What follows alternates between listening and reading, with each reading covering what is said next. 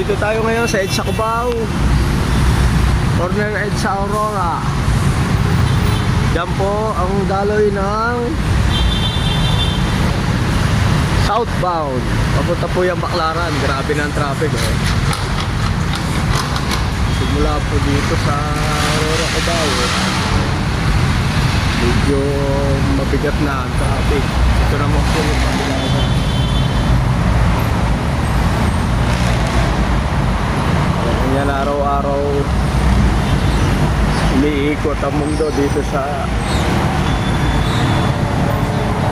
Cubao, corner Aurora. Po, kaya traffic na, rush hour pag umaga, lalo sa gabi. Kaya ingat po palagi sa pagdadrive.